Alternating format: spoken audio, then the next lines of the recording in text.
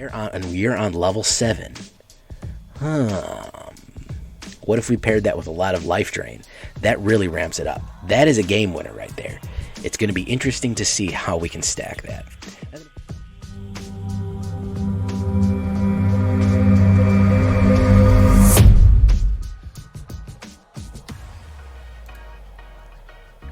Welcome back, everybody, to the show.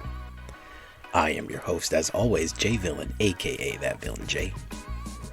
And tonight we have a very special treat for you. Very, very special treat for you. Instead of doing a deck, guys, which I noticed a lot of people aren't too interested in right now, and why should you be? We just have 1 day left. I believe about a mere 24 hours or so till the release of the new set, Forgotten Realms. Now, a few things I want to say about Forgotten Realms that people have been asking me. Adventures in the Forgotten Realms is the M22 set. There is no M22 set this year.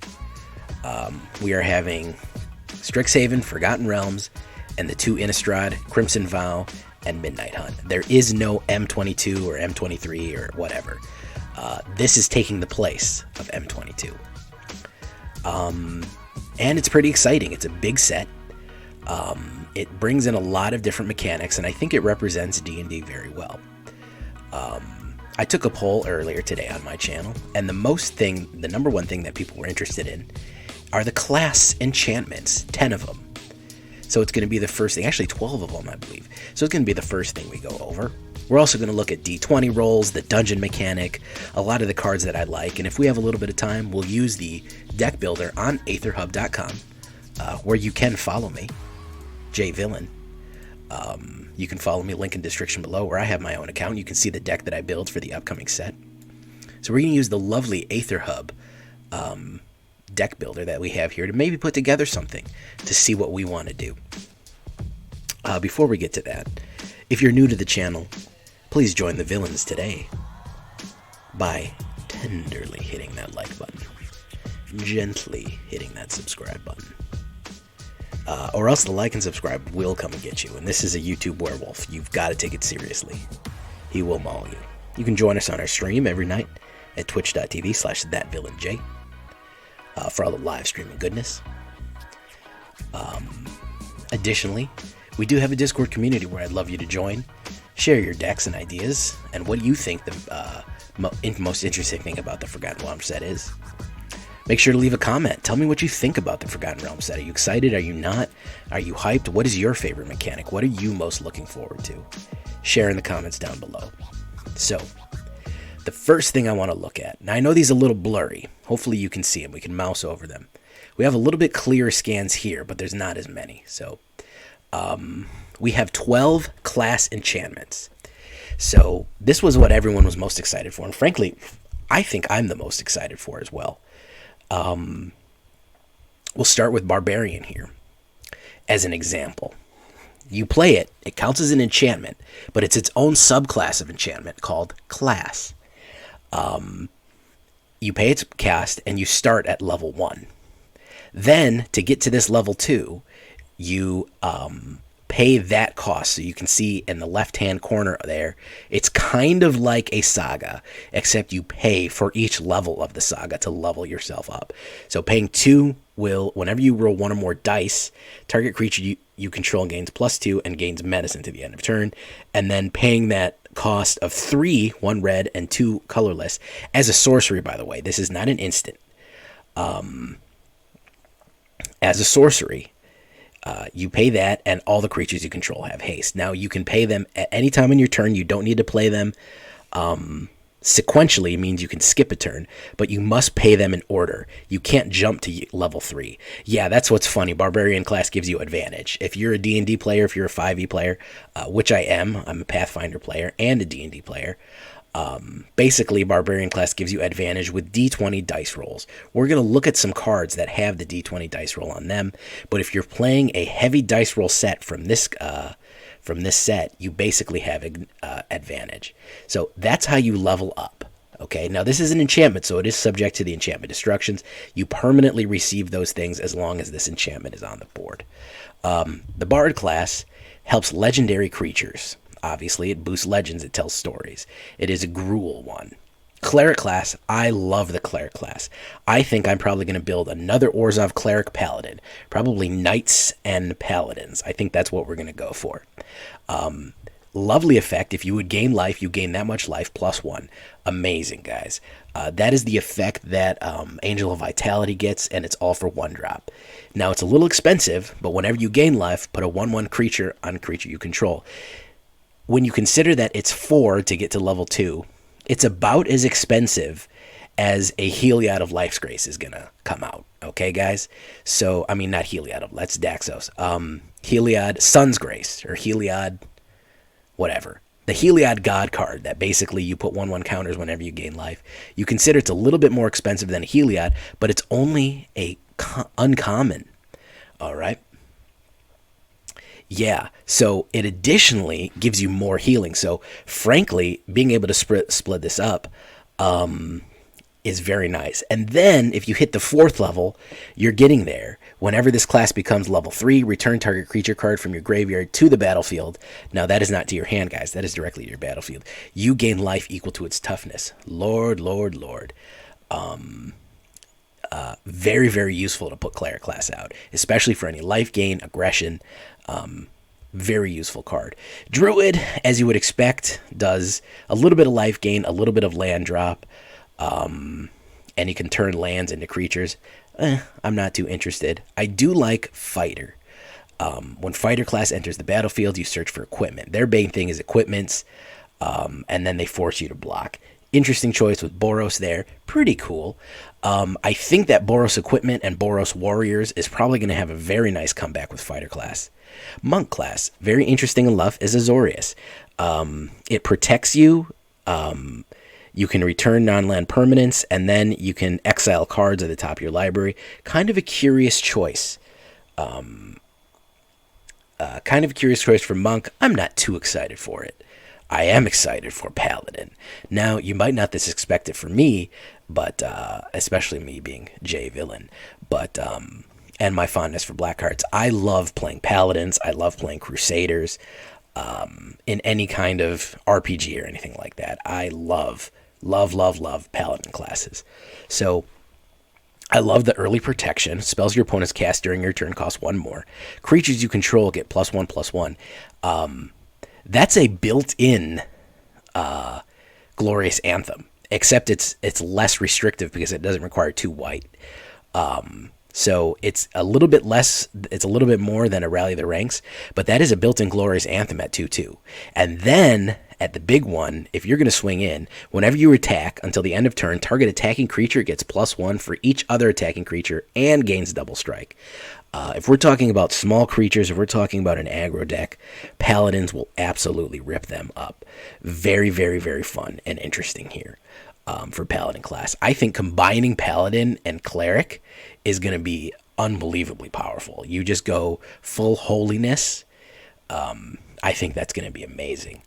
Rogue Ranger class creates a wolf token as your animal companion. Whenever you attack, put a 1/1 counter on an attacking creature. Very useful.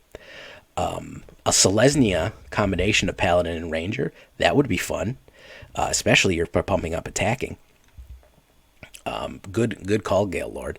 And then you look at the top card of your library. At a time, you may cast creature spells from the top. So that is kind of his scouting and summoning abilities.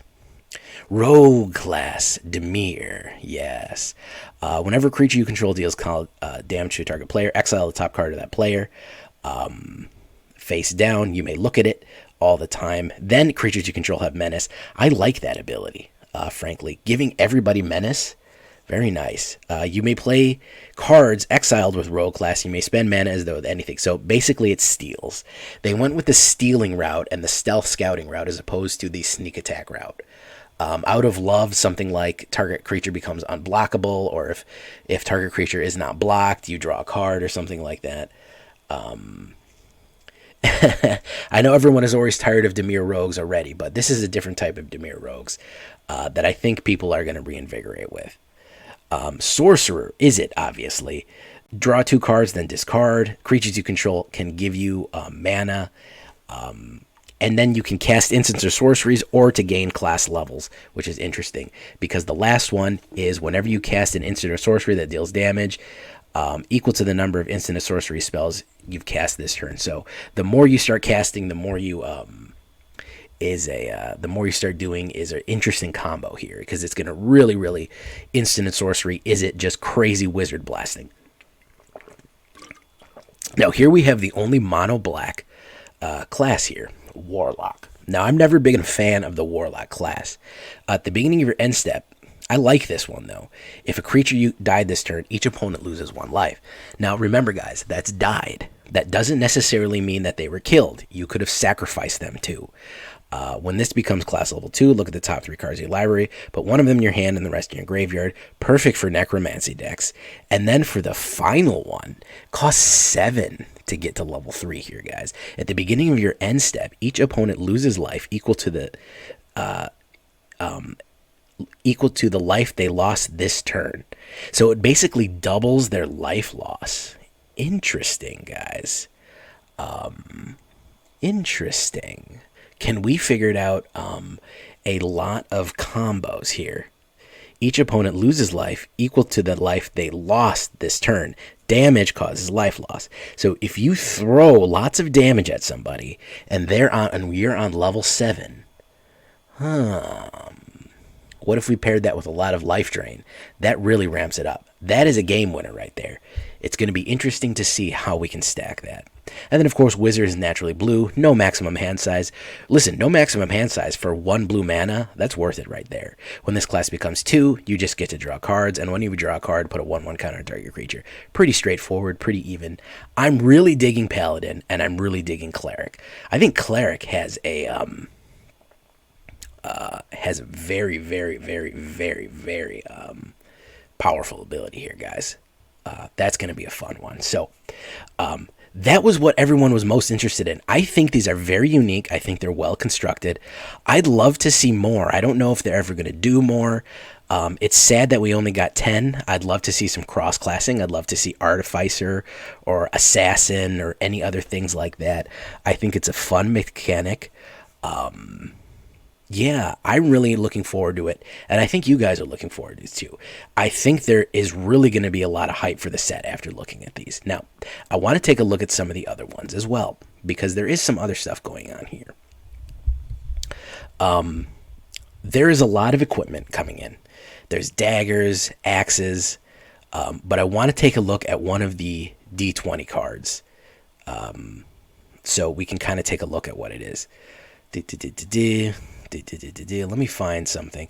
Ooh, Asmodeus the Archfiend. That's a very good one. Devil God. Ooh, that's a brutal one. Eye of Vecna and Hand of Vecna are very cool. I like that a lot of armor gives you ward. It protects you. That's going to be really fun. You have plate armor and leather armor. You have a few other things too. Ward, which of course protects you, makes it harder to cast spells on you. There's a lot of dragons in this, as you can imagine, from a dragon deck. This is the smite ability of paladins. Really interesting here. If it's black, it gets destroyed. Otherwise, it phases out. I am looking forward to some Necromancy Golgari with Skeleton Swarm. Each skeleton you control has trample and attacks each combat available and gets +1, which is the number of skeletons available. At the beginning of your end step, create a 1/1 black skeleton creature. If a creature died this turn, it's a little expensive, but I think it'll be fun. So true polymorph, I think blue players are going to have fun with this. Target artifact becomes a copy of another target creature or artifact. Very interesting. Expensive, but interesting. There is a Sararak. There is the venture into the dungeon thing, which we're going to get into very soon. And here is Lair of the Hydra. It's Kryl is super excited for that. We do get a little bit of Hydra love with Lair of the Hydra. But it is a tree that is a Hydra. Forsworn Paladin, definitely interested in doing that. I like that they've brought back treasure tokens. If you've seen a lot of my decks, treasure tokens are very fun. It is a fun way to ramp, okay? What Forsworn Paladin does is, if you know me, if you're a longtime villain, hashtag bring back black ramp. Black used to be able to ramp with things like Dark Ritual and paying life. You used to be able to pay everything in life with black. If you wanted anything, cards, creatures, mana. As long as you paid, you got it. So in this, you pay life and you create a treasure token.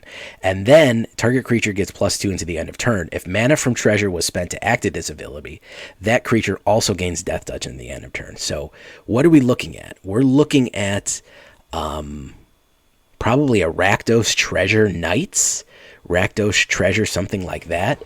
I'm not worried about Forsworn Paladin losing that life, especially if I put him in an Orzhov shell. It's going to be really interesting to see. I'm not worried about losing that life. I will ramp with that, absolutely. A little bit more Vampire Love, Potion of Healing. Interesting one. It's basically a very complicated Revitalize. That's all that is. You can basically just Revitalize, and then you can activate it at any time. It's not an instant, it's an artifact. Hobgoblin. Listen, we're getting goblin love here, guys. If goblins didn't get enough love yet. Other goblins you control, it deals damage equal to the number of goblins that enter the battlefield under your control. So very, very fun there. I'm not really too interested in these. Treasure Vault will make you tons of treasure tokens. It comes in as an artifact land, and then you can sacrifice it by playing double the land and creating that many treasure tokens. I think with probably something like Goldspan Dragon, you'll be able to cast, if you're running a mono-red Goldspan Dragon, if you want to do this and play Sundering Stroke or any one of these big burn spells, you're going to be able to go for it. Sepulchral Girl. You can sacrifice another creature to create more powerful. Now, here's another one that I wanted to look at. Book of Exalted Deeds and Book of Vile Darkness. Book of Exalted Deeds, at the beginning of your end step, if you gain 3 or more life this turn, create a 3/3 life angel token with flying. In a mono white deck, are you kidding me? Especially if we play something like Cleric class, because remember, whenever we get life, we gain 1 more. So we're only going to need to be able to gain 2 life a turn at the end of our end step to start creating 3/3 angels. Then we can pay 3 white and exile the Book of Exalted Deeds. We can put an enlightened counter on target angel. It gains, you can't lose the game, and your opponents can't win the game. Basically, turning that into a Platinum Angel, if you're familiar with Platinum Angel. Very, very interesting Book of Exalted Deeds. There's the standby spell, Book of Vile Darkness. Magic Missile. Spell can't be countered, which means that Magic Missile always hits its target. 3 damage, divided enemy choose against 1, 2, or 3. Very good in taking out small creatures or doing anything that you want. Interesting spell. I like how they interpret it there.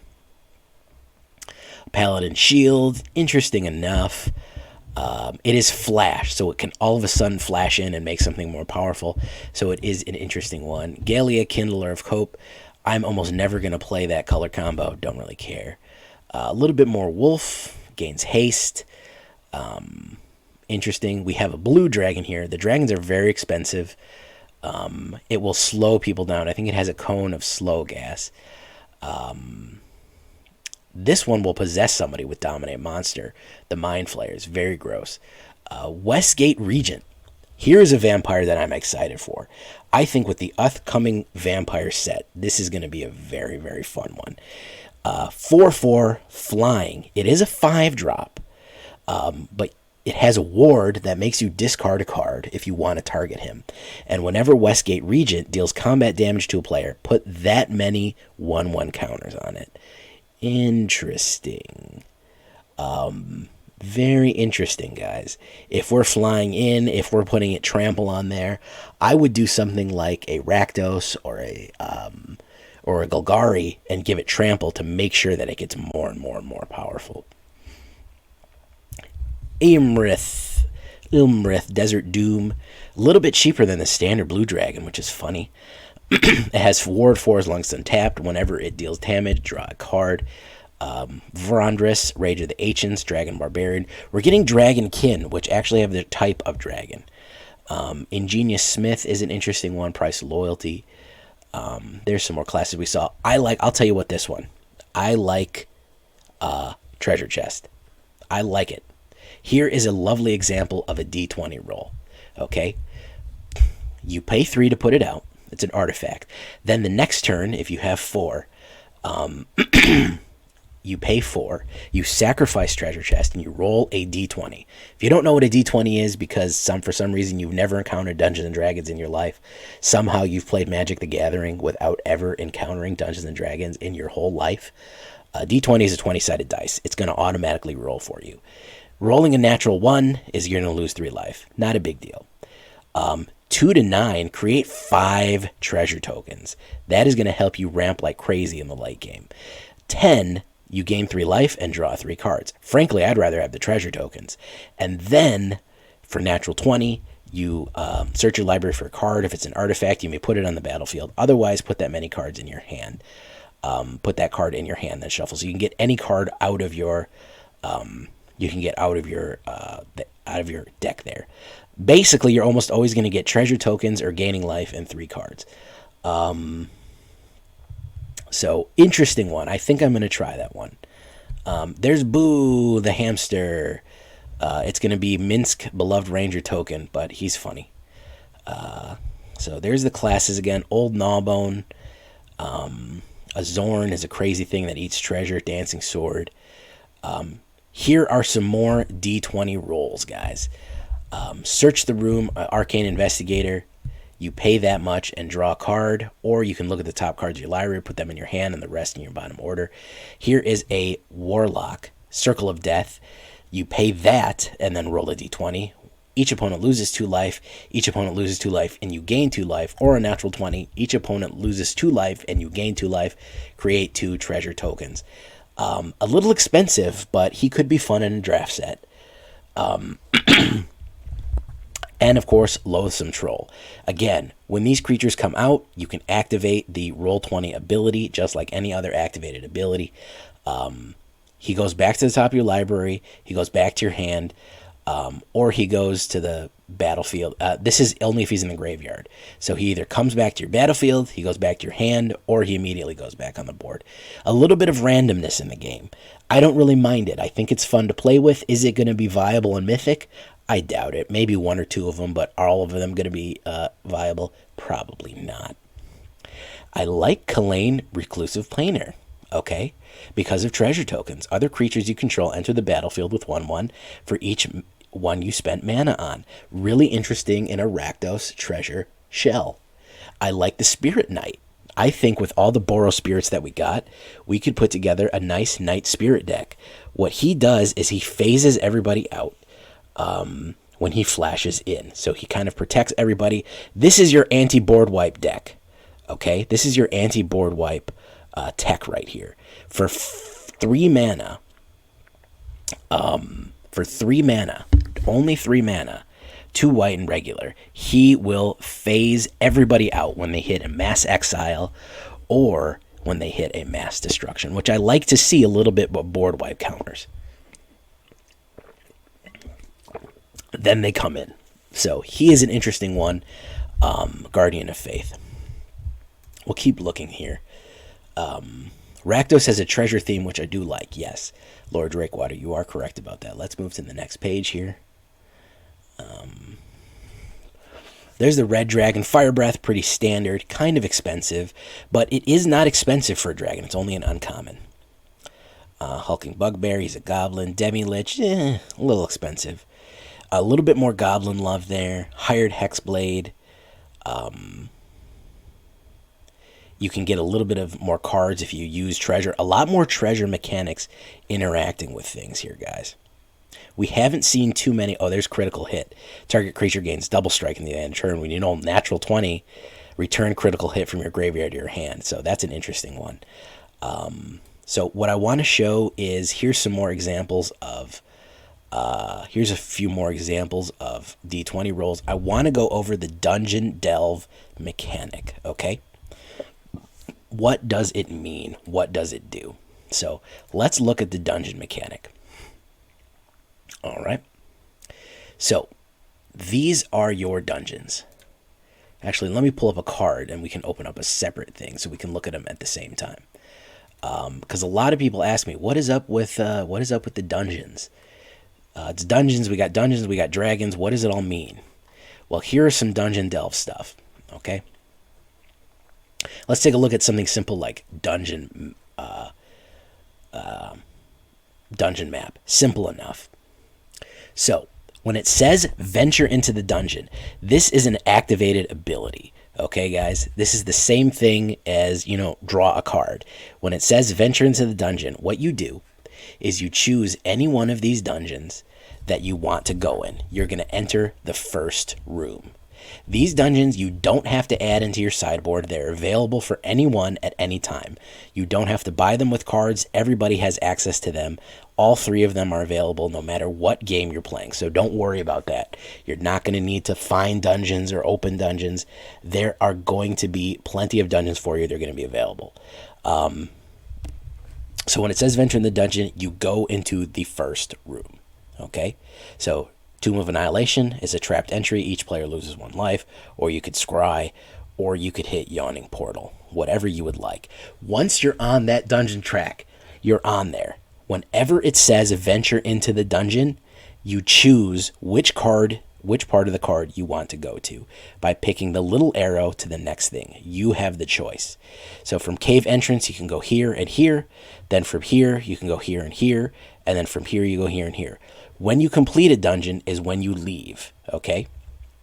That is when you complete a dungeon. Certain cards, no, you cannot destroy a dungeon. It is not considered a permanent. It is outside of the game. So when you do that, there are certain things like this. Kick in the door. Put a 1/1 counter creature. It gains haste and can't be blocked by walls. Venture into the dungeon. Enter the first room or advance to the next one. So any of these things will move you. It exists in the commander zone, yes.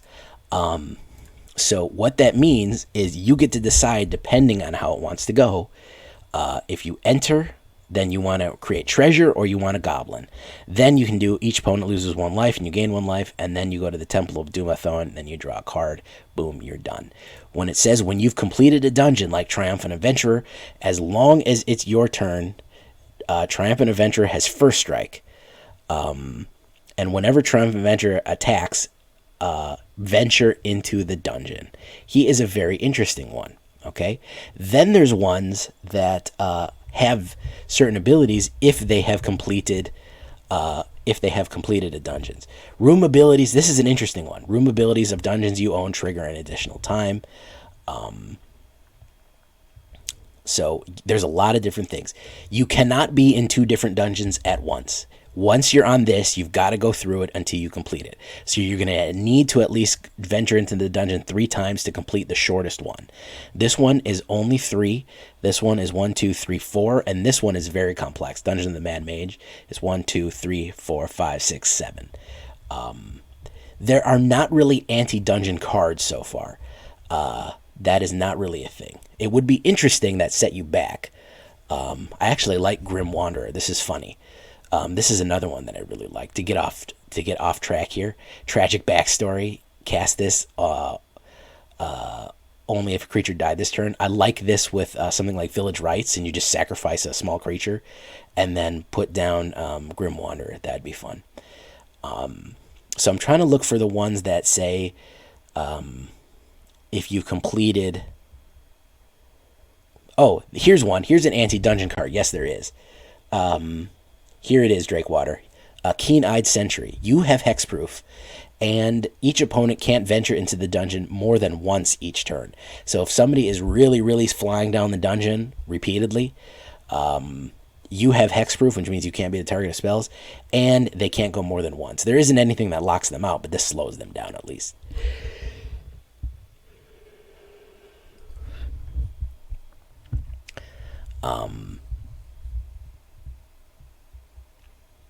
So yeah, there is a little bit of anti-dungeon stuff. Let's see. Pack Tactics. Very interesting one here. I think people like this one. When Intrepid Outlander attacks, if you attack with the creature, total 6 or power, venture into the dungeon. This is very interesting. You have hexproof. Yes. Means that you personally, meaning your opponent, cannot be cast spells against. I.e., target opponent discards a card, deal 2 damage to any target. There are very few things that give you hexproof, but that is very powerful. Zombie soldiers. There's going to be a decent amount of zombies. There's a decent amount of goblins in this one. Very, very fun stuff. Let's take a look here. There's the Baleful Beholder. You find the villain's lair. How apropos. We only got one, which is the adult gold dragon, which people aren't too happy about. I wish we had gotten more. I wish we had gotten more stuff for chromatic dragons. Not chromatic, but metallic dragons. Flying, lifelink, and haste. Still pretty good. I think a little for 5. It's a little underpowered at 4/3. Because that can die to a fire prophecy, and that's it should be a little bit more beefy. Black dragon and green dragon are all expensive. I am liking Ebon Death. Let me say it real. Let me say it real low here, guys. Ebon Death. Ebon Death. Draco Lich. Zombie dragon, guys. He enters the battlefield tapped. You can cast him from your graveyard. If a creature not named Ebon Death, Draco Lich died this turn. Again, if we're talking about sacrifice decks, this is the one for you, because he can just keep coming back. He is flash and flying and a 5/2. Rakdos Sacrifice, yes sir, please. I will give him haste and I will give him trample. Don't even worry about that. So this is a fun one too. Moonblessed Cleric, Divine Intervention. When Moonblessed Cleric enters the battlefield, you may search your library for an enchantment card, reveal it, then shuffle and put that card on top. What that means is, don't forget that all class cards are enchantments. So if you're running an enchantment deck with Moonblessed Cleric, she can get your enchantments right to the top. Here is the Book of Vile Darkness, which is the opposite of Book of Vile Deeds. I owned both of these in the 3.5. I owned both the Book of Vile Darkness and the Book of Exalted Deeds. I think they actually might be up on my shelf if I look correct. Yeah, I think they are up there on the shelf behind me. Anyways, this lets you get the eye and hand of Vecna. If you lose life, you create zombie tokens. If you lose more than 2 life, there are plenty of ways to lose life this turn. Warlock, any other things, you can lose life this turn by sacrificing things, by doing things to yourself. You can generate lots of zombies with this one. Then you can exile, and all the if you exile the Eye of Vecna and the Hand of Vecna, you create Vecna, a legendary 8/8 zombie god with indestructible. It gains all the triggered abilities of the exiled card, meaning that it is the Book of Vile Darkness, the Eye of Vecna, and the Hand of Vecna all rolled into an 8/8 indestructible zombie god. How easy is it going to be to pull that off? I have no idea. I have no idea if we'll actually be able to summon Vecna. But it sure is fun to try, right? Why not try to summon an ancient, horrible, evil zombie god lich lord? Werewolf Pack Leader. Everyone is stoked for this one, guys. 3/3, whenever it has pack tactics, naturally. Whenever Werewolf Pack Leader attacks, if you attacked with creatures total power of 6 or greater, draw a card. Then you can pay 3 and 1 green until the end of turn. Werewolf Pack Leader is power and toughness is 5/3, gains trample, and isn't a human. Very, very interesting. Orb of Dragonkind. You can sacrifice 2 mana of any combination, only to cast dragons or activate spells. So this will help ramp to dragons, and then you can sacrifice it. Look at the top 7 cards. You may reveal a dragon from among them, put it in your hand. Very interesting. 50 feet of rope. Listen, guys, if you've ever played D&D, if you don't have 50 feet of rope, if everybody in the party doesn't have 50 feet of rope, what are you even doing? What are you even doing, guys? You always have to have 50 feet of rope. Target wall count block, target creature doesn't untap, or you can venture into the dungeon. No problems there. Manticore is not too interesting. Paragoblins is funny. Gelatinous Cube is funny. Dawnbringer Cleric is very nice. 2 life, destroy target enchantment, or gentle repose. Very, very fun there. Very good one. I like Plundering Barbarian too, because we can destroy an artifact or gain treasure. Icing Death. If you've read the Icewind Dale, do you know who Icing Death is? Do you know who Icing Death is? Do you? If you've read Icewind Dale trilogy, I've read the Icewind Dale trilogy. Have you? Dritz Do'Urden kills Icing Death and steals a magic scimitar from him, a cold-based scimitar, and that he names Icing Death. Yeah, he is underpowered. Dritz killed him, so I guess he had to be pretty cheap. White dragons are kind of the weakest dragon available, so. Purple worm, that's really funny. Sphere of Annihilation, I have a feeling that we're going to all hate this by the end. It enters the battlefield with X voids counters on it, then the next turn. So at the beginning of the next turn, you have 1 turn to kill it.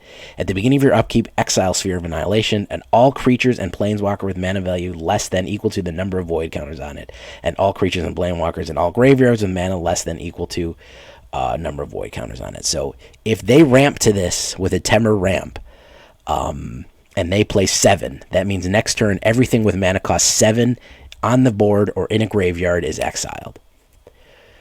Whoo, better stock those artifact destructions, man. Better stock them, because they're coming for you. Here are some unique lands. If you control 2 or more lands, Hall of Giant enters the battlefield tapped, so it's a good early land. Storm Giants, it will become a Blue Plute Giant. This will become a Black Beholder. There's a few of them. Dungeon Crawler, a little bit more zombie love. And there's the Tombs, Gloomstalker. Here's one that as long as you've completed a dungeon, Gloomstalker has double strike. So there are some additional abilities that you can get from completing dungeons. I like Nadar, Selfless Paladin, Dragon Knight. Very interesting one. It enters the battlefield or attacks, venture into the dungeon. Other creatures you control get +1/+1 as long as you completed a dungeon. So if you're running a Paladin or Knight deck, completing a dungeon with him is going to be very, very useful. It's basically going to give that ability. And then we have one that everybody hates. Tasha's Hideous Laughter. Nobody's excited for this card except really, really bad Dimir control players. Each opponent exiles cards from the top of their library until that player has exiled cards with a total mana value of 20 or more. If you are playing a low-cost deck, this is going to rip through you. If you're running Izzet and they can double cast this, multiply cast it, this is going to absolutely rip through you.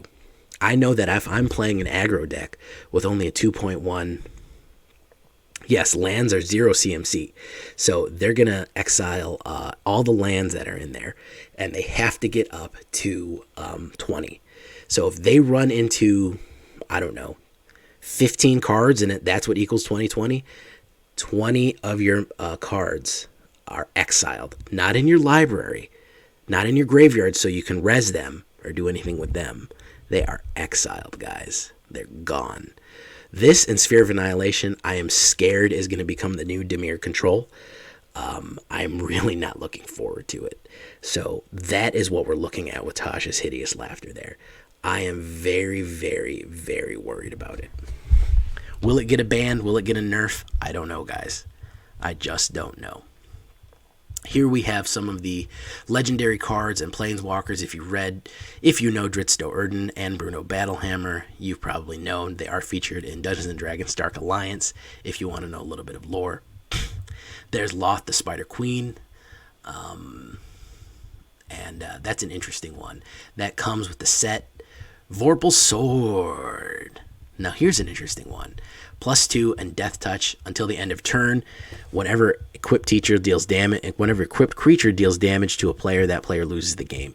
You have to pay 8 for it, but there's no real problem there, man. We can get 8. It costs 2 black to equip, and I would like to equip it on something that's unblockable, just to win the game on turn 8. If we're running this in a treasure deck, I think that it's going to be a lot easier to get to that 8 than we think it is. Tiamat. It's not a Hydra, it's a dragon. I know, I'm sorry. Maybe she can be an honorary Hydra. Bruno is really going to help the equipment decks. Yes, warrior equipment decks are going to get a big bunch with Bruno Battlehammer. Power Word Kill is interesting. Portable Hole, excellent exile abilities there. So that for right now, guys, is pretty much all flash and 1 mana cheaper for each one. Yeah. There's a Great Axe. That's one. Grim Bounty. Destroy target creature and get a treasure token. I like that one too. So that is pretty much all that we have out right now for Forgotten Realms. We can try to build a deck with it. We can try to do something with it. if you want to look. But that is pretty much all the things that we looked at: the creature classes, D20 rolls, and venturing into dungeons. That's all the new stuff. We can try to throw together a little cleric deck here. Maybe a cleric paladin life gain, or an Orzhov one. Maybe we want to do that if you want to stick around. What do you think, guys? Should we try to use the deck builder? Dice rolling and dungeon cards. Wolfgar, we don't know yet. We haven't been fully spoiled yet. I think we'll know more tomorrow. Or have we been fully spoiled? I really don't know. I don't know if Wolfgar is in it. I don't know if Catti-Brie and Wolfgar are in it. So let's add some clerics. Let's add some paladins. Who else do we want to add in here?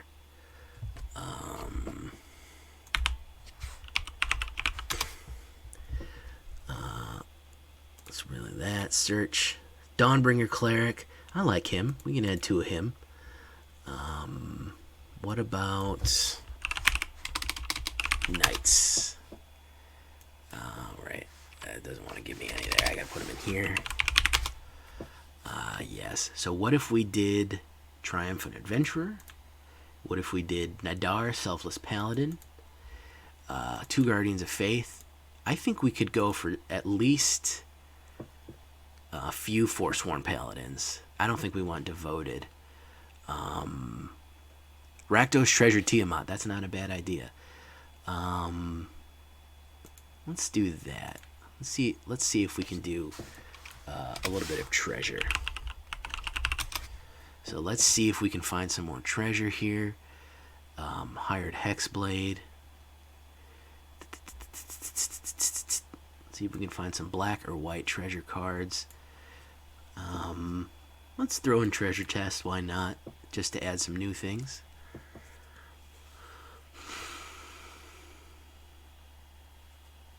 Minimus Containment. I like that. Let's add that because that turns stuff into treasure.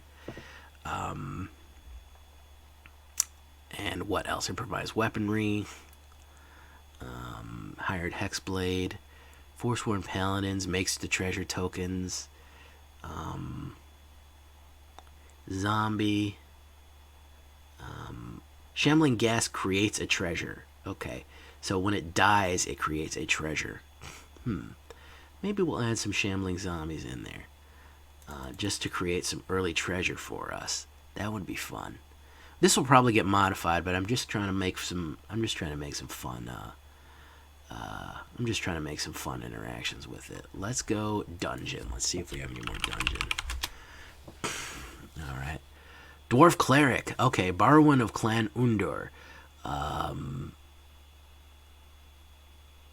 Yeah, okay. We're going to do 2 of her. Delver's Torch. Put 2 of those.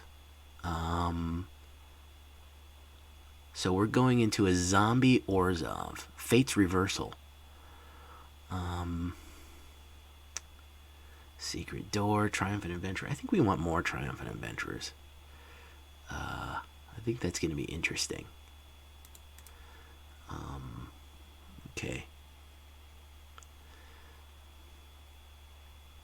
Veteran Dungeoneer. Fate's Reversal. We can do a little bit of Fate's Reversal there.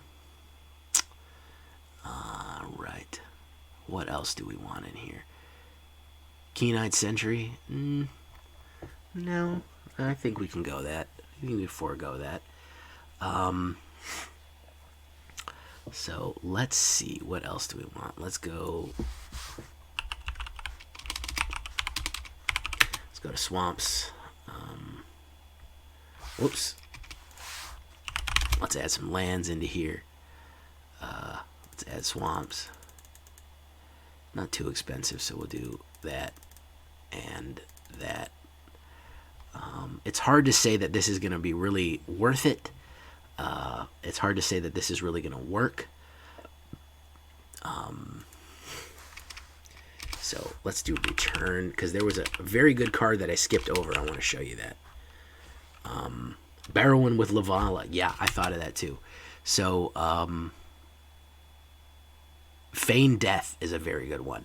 Until the end of turn, target creature gains. When this creature dies, return it to the battlefield, tapped under its opponent controls with 1/1 counter. We want 4 of those, guys. We have dungeon crawlers in there. So this is just kind of using everything for you're ambushed on the mode.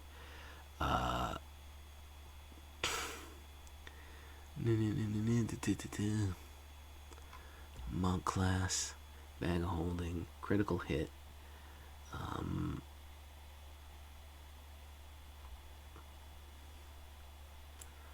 This is kind of a knight cleric type thing here. Hey, what's up, Mothman? How you doing? So this is kind of just a let's see if we have any lifelink. I like rally maneuver. Let's put 2 rally maneuvers. So this is kind of a rough idea of just using that. Is it going to be super, super good? I don't know. We'll see. We'll call it the Orzhov prototype.